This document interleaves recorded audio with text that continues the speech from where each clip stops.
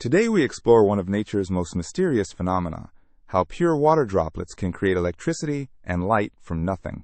When we spray neutral water into tiny droplets, they spontaneously generate electric charges and produce actual lightning at microscopic scales.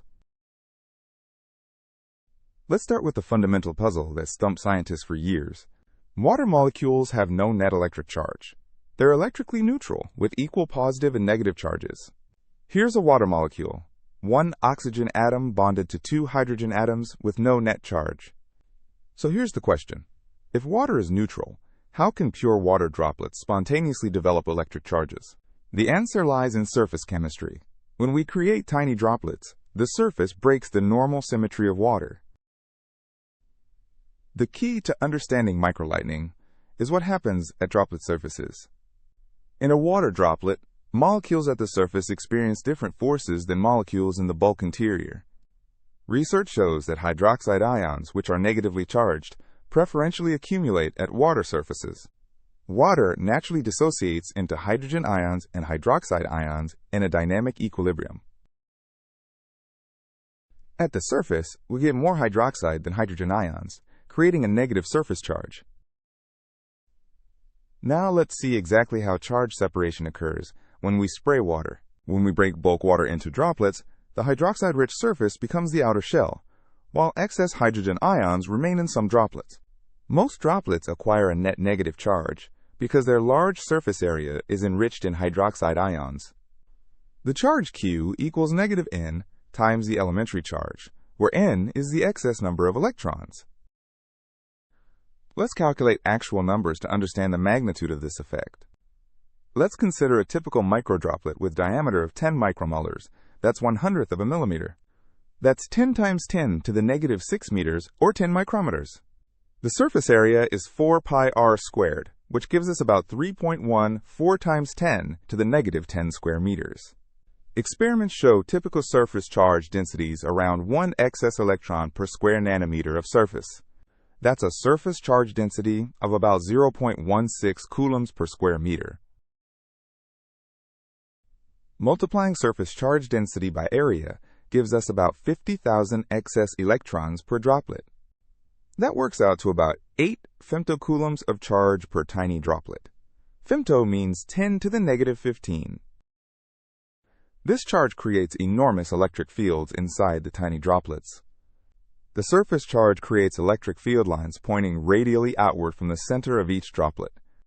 How strong is this electric field inside our 10 micrometer droplet? The electric field at the droplet surface is given by Q over 4 pi epsilon 0 r squared. For our droplet, this gives an electric field of about 10 million volts per meter. This is comparable to the electric fields and lightning bolts during thunderstorms. That's why we call it microlightning. The real magic happens when charged droplets collide or come very close together. When two negatively charged droplets approach each other, their electric fields add up. The total electric field between them can reach 20 million volts per meter or more. At these extreme field strengths, even air molecules break down and ionize, allowing current to flow. This creates a tiny electrical discharge, a microscopic lightning bolt bridging the gap between droplets. These electrical discharges produce visible light, creating the luminescence we can observe. In the strong electric field, free electrons accelerate to very high velocities. They gain kinetic energy equal to the charge times the voltage difference they traverse. These energetic electrons then collide with nitrogen and oxygen molecules in the air. When electrons hit molecules, they excite them to higher energy states. When these molecules relax, they emit photons of light. The energy of emitted photons equals Planck's constant times the frequency.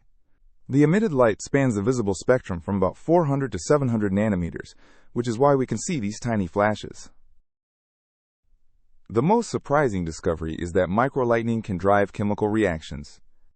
The highly energetic electrons in these discharges carry enough energy to break chemical bonds in molecules.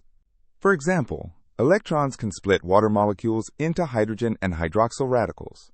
These radicals are extremely reactive chemical species with unpaired electrons that want to form new bonds. A radical is like a chemical species with open arms. desperately seeking to bond with other molecules. This leads to one of the most profound implications: creating organic molecules without life. In the presence of simple molecules like water, carbon dioxide, and nitrogen, radicals can build complex organic molecules. Carbon dioxide plus water, driven by electron impacts, can produce organic compounds. Experiments have detected formaldehyde, formic acid, and even precursors to amino acids forming in microdroplet sprays. Here's a simple organic molecule that can form through these processes, with carbon, hydrogen, and oxygen atoms linked together. This raises a fascinating question. Could microlightning in natural water sprays have helped create organic molecules on early Earth? The answer is possibly yes. Anywhere we have water breaking into fine sprays, like ocean waves, waterfalls, or rain, this process could occur. This phenomenon might have played a role in the origin of life on Earth.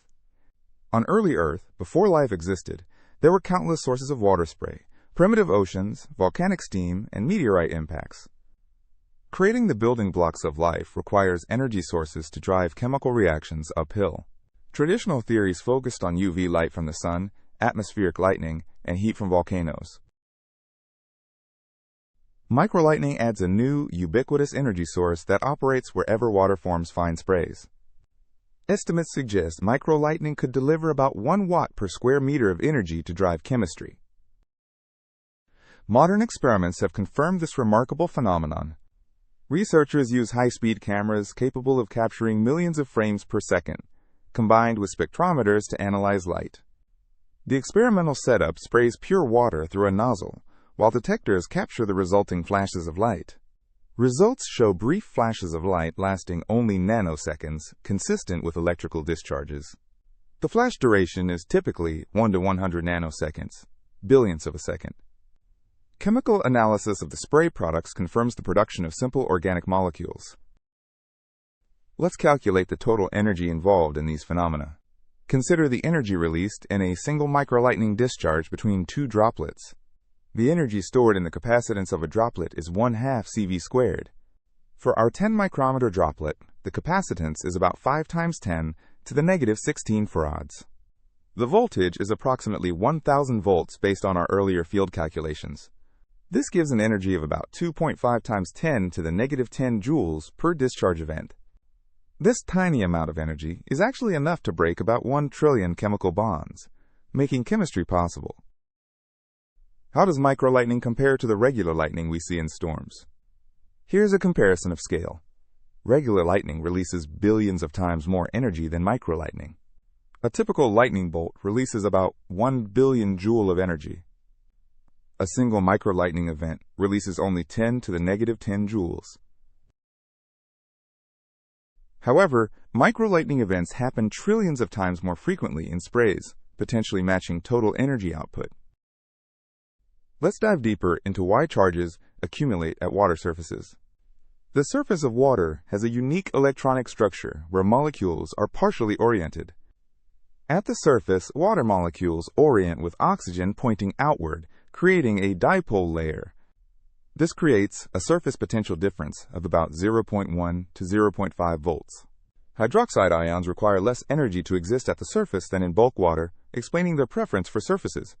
The free energy change for surface hydroxide is less than for bulk, driving them to the surface.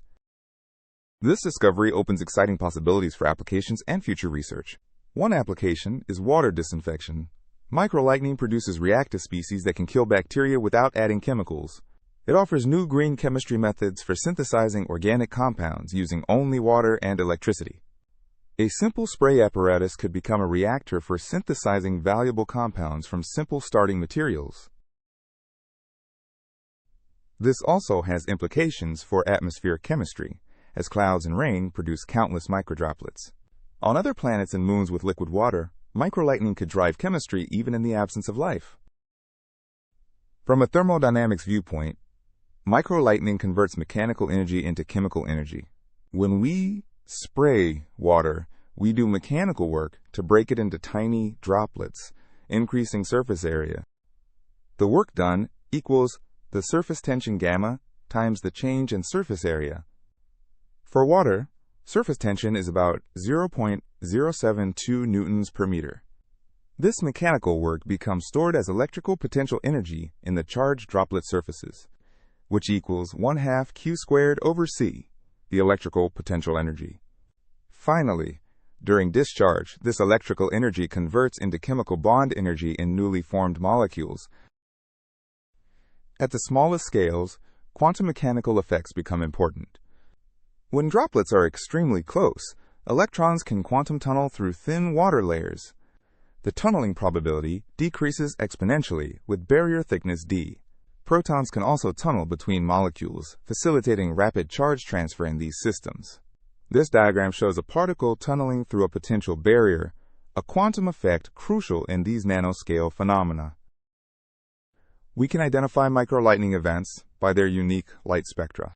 Each excited molecule emits light at characteristic wavelengths, creating a unique spectroscopic fingerprint. A typical emission spectrum shows peaks at specific wavelengths, identifying which molecules are excited during discharge. The wavelength equals Planck's constant times the speed of light divided by the photon energy. Common spectral peaks include hydroxyl radical at 309 nanometers and excited nitrogen at 337 nanometers. Dissolved gases in water significantly affect microlightning behavior. Normal water saturated with air contains dissolved oxygen and nitrogen gases. Typical concentrations are 250 micromolar oxygen and 500 micromolar nitrogen. During microlightning discharge, these dissolved gases become ionized, participating in the chemistry. For example, nitrogen molecules can be split into reactive nitrogen atoms by electron impact. This provides a mechanism for nitrogen fixation directly in water droplets, potentially important for prebiotic chemistry. The effectiveness of microlightning depends critically on droplet size. Here are droplets at 3 different scales: 1 micrometer, 10 micrometers, and 100 micrometers in diameter. The optimal size range for observing microlightning is from 1 to 50 micrometers. In conclusion, microlightning in water sprays can generate significant amounts of charge and produce light, with potential applications in chemistry and our understanding of the origins of life on Earth.